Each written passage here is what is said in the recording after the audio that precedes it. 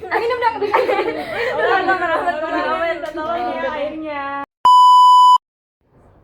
Halo teman-teman semua, selamat datang di podcast kami. Untuk teman-teman semua, apa kabar hari ini? Semoga sehat dan bahagia selalu ya. Di episode kali ini kita akan mengobrol tentang sesuatu yang mungkin pernah dirasakan banyak orang, yaitu perasaan tidak berdaya dan putus asa. Betul banget, kadang saat menghadapi masalah yang berat kita merasa kayak udah deh, aku nggak bisa lagi. Atau bahkan berpikir, buat apa kita berusaha? Gak bakal berubah.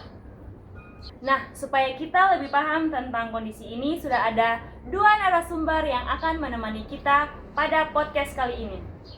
Oke teman-teman, jadi di sini ada dua tamu kita akan berbagi ilmu tentang ketidakberdayaan dan ketidakputusasaan.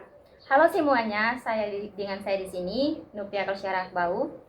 Halo semuanya, saya Salma Kaimudin. Jadi Kanopi, sebenarnya apa sih yang dimaksud dengan ketidakberdayaan itu? Ya, kalau dijelaskan secara sederhana ya, ketidakberdayaan itu kondisi di mana seseorang merasa kehilangan kendali terhadap hidupnya. Jika dia merasa apapun yang dia lakukan nggak akan berubah apapun. Novi, untuk itu berarti mereka merasa bahwa usaha yang mereka lakukan tuh sia-sia begitu ya Kak? Iya, benar. Misalnya nih, seseorang sudah lama bergantung pada orang lain. Nah, lama-kelamaan dia bisa berpikir bahwa dirinya ini tidak berguna, sudah nggak mampu untuk melakukan apapun. Pasti berat banget ya rasanya jadi mereka. Tentu, apalagi kondisi itu berlangsung lama. Jadi Kak Novi, untuk keputusasaan itu beda lagi ya? Iya, keputusasaan itu lebih berat dibanding ketidakberdayaan. Nah, untuk kalau ketidakberdayaan sendiri itu merasa kehilangan kontrol. Dan untuk keputusasaan itu kehilangan harapan. Jadi ketidakberdayaan, kehilangan kontrol, kemudian keputusasaan itu kehilangan apa tadi Kak? Harapan. Iya. Seperti itu. Oke Kak, jadi bukan cuma merasa nggak mampu, tapi apakah mereka juga merasa bahwa masa depan mereka tuh nggak ada harapan? Tepat sekali. Orang yang putus asa nih, misalnya nih, sering merasa hidupnya itu bergantung pada orang lain. Terus hidup mereka tuh kayak nggak ada harapan lagi untuk maju ke depannya, gitu. Oh, jadi Kak, untuk kondisi ini perlu diperhatikan lebih serius begitu. Jadi Kak Nopi, biasanya apa yang menyebabkan seseorang mengalami kondisi seperti ini? Penyebabnya sih banyak ya. Salah satunya tuh penyakit kronis seperti kanker, ada juga tuh stroke ya. Terus ada juga tuh yang biasa kita lihat gagal ginjal. Ada juga yang banyak ya HIV/AIDS juga itu. Jadi untuk pasien-pasien seperti itu pasti mereka punya rasa ketidakberdayaan. Ya betul sekali. Selain itu, kehilangan orang yang kita cintai ya, apalagi kehilangan pekerjaan, kegagalan itu berulang-ulang kali, atau kurangnya dukungan dari keluarga itu juga bisa menjadi penyebab. Berarti di lingkungan sekitar tempat mereka tinggal itu juga bisa menjadi pengaruh yang sangat besar ya Pak? Iya dong.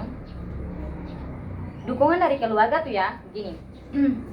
Dukungan dari keluarga dan teman ini sangat membantu seseorang ya untuk tetap kuat untuk menghadapi masalah yang ada.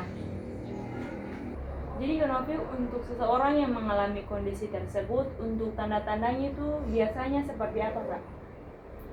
Ya, untuk biasanya nih ya, dia sering tuh berkata kayak gini, saya nggak bisa nih, saya nggak bisa lakukan ini. Terus habis itu dia bisa bilang juga, oh, nggak, saya takut gagal ya.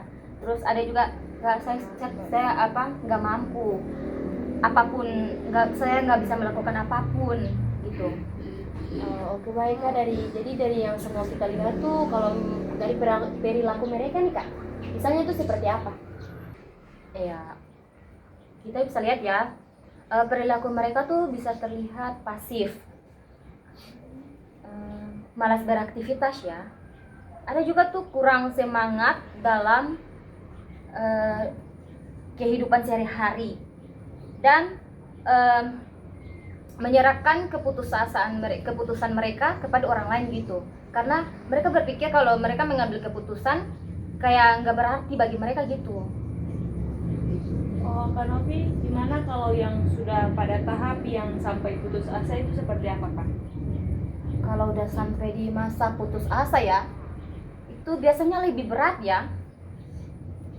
Orang tersebut itu bisa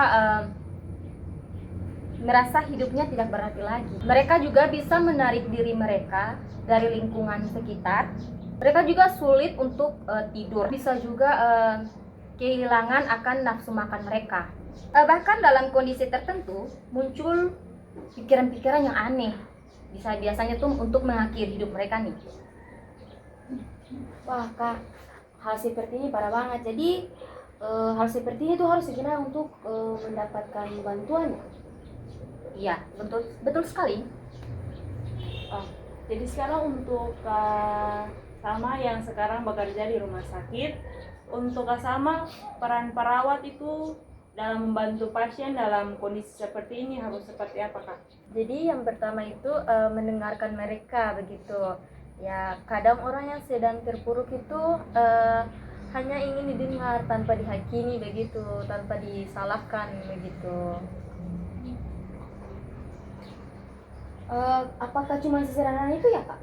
Iya betul. Nah jadi kita sebagai perawat itu hanya membantu pasien untuk mengenali kemampuan yang masih dimiliki begitu.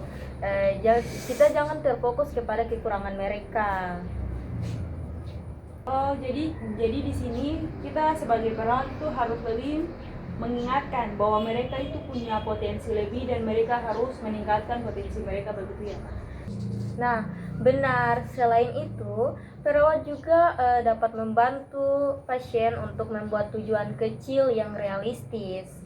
Nah, tujuannya supaya mereka itu bisa merasakan keberhasilan sedikit demi sedikit.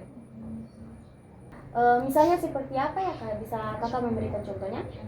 Nah, misalnya itu seperti Minum dong. Tolong ya airnya. Terima kasih. Minum dulu ya, minum.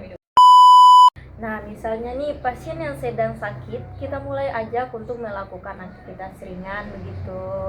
Nah, itu saat mereka berhasil itu rasa percayaan diri mereka tuh semakin meningkat begitu.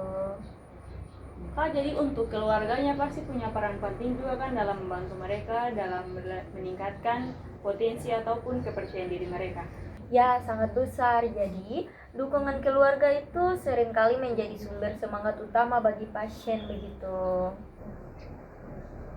Oh, tidak terasa ya kita sudah ada pada penghujung podcast ini. Sebelum kita mengakhiri podcast kita di saat ini, mungkin ada pesan-pesan yang ingin disampaikan oleh Kak Salma dan Kak Novi. Boleh disampaikan untuk teman-teman kita yang menonton podcast ini, supaya dari podcast ini mereka boleh menambah wawasan mereka tentang mengatasi rasa ketidakberdayaan dan rasa keputusasaan yang mereka mungkin sedang alami.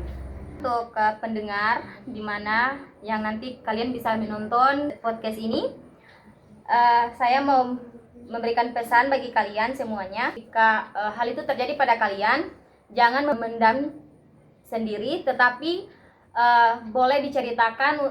Dan ingat, meminta bantuan itu bukan berarti kita tuh lemah, tetapi justru itu langkah yang tepat dan langkah yang berani untuk ditangani.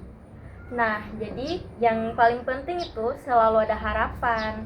Nah, sekalipun masalah terasa berat, bukan berarti tidak ada jalan keluarnya. Keren sekali ya untuk pesan saat ini. Semoga teman-teman yang mendengar bisa mengambil manfaat dari obrolan podcast kita hari ini.